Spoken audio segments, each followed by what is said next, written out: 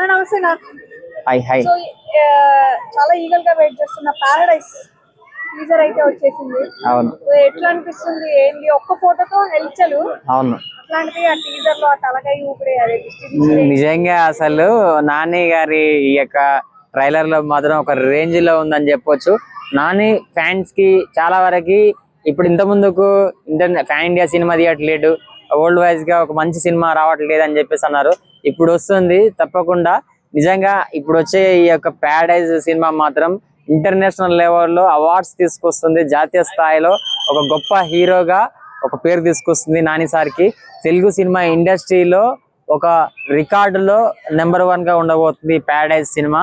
ఎందుకంటే నాని సార్ గత 20 years ఇండస్ట్రీలో ఉంటూ అసిస్టెంట్ డైరెక్టర్ గా వచ్చి ఆయన చేసిన ఫస్ట్ సినిమా, కొన్ని సినిమాలు అష్టాచమ్మ కాంచి అతను జర్నీ చూసుకుంటే సినిమాకి ఒక్కొక్క మెట్టు ఎక్కుతూ గతంలో ఒక ఆయన కొన్ని దసరా సినిమా ముందు ప్రీ రిలీజ్ ఈవెంట్ లో చెప్పాడు.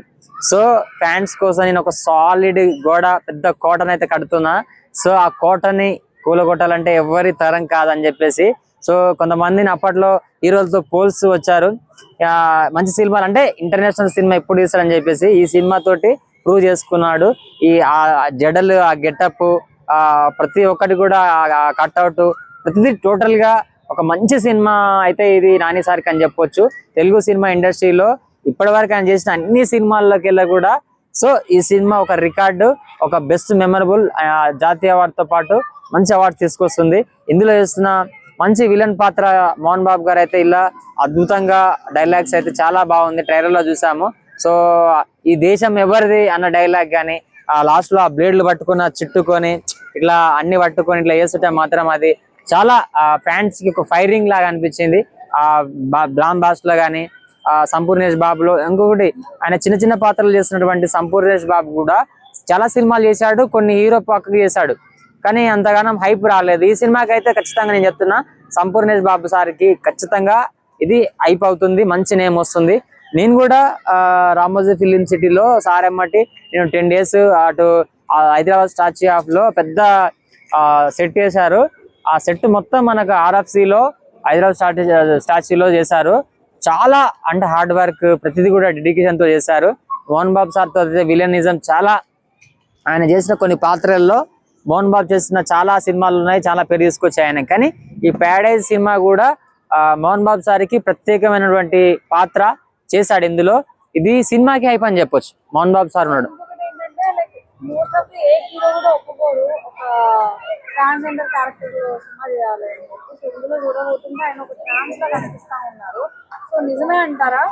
అంటే అలా ఏముండదు, గెటప్ అలా అనిపిస్తుంది కానీ కథ మొత్తము చాలా డిఫరెంట్ స్టోరీ.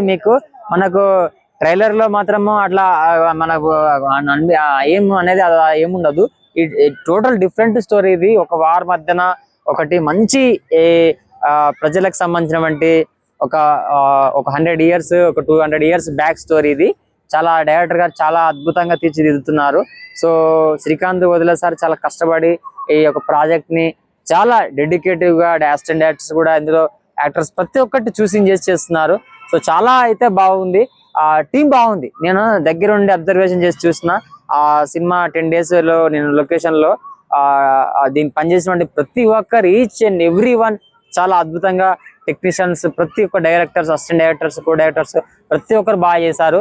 ఇలాంటి సినిమా మనకి ఇలాంటి యాక్టర్ కనుక గొప్ప స్థాయిలో ఎదిగితే చాలా మందికి, కొత్త యాక్టర్స్ కి, కొత్త డైరెక్టర్స్ కి అవకాశాలు వస్తాయి. మనం ఆల్రెడీ ఆయన గొప్ప హీరో తెలుగు ఇండస్ట్రీలో.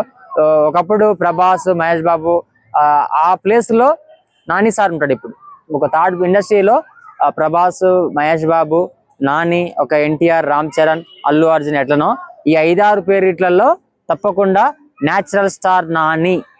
సో ఇండియన్ సినిమాల్లో ఒక ఇంటర్నేషనల్ మార్కెట్ హీరోలో నాని ఇప్పుడు ఈ సినిమా తోటి, పారడైజ్ సినిమా తోటి అటు కలెక్షన్ లో కావచ్చు, ఇటు పర్ఫార్మెన్స్ లో కావచ్చు, అటు ఆయన యాక్టింగ్ గురించి మనం చెప్పనవసరం లేదు.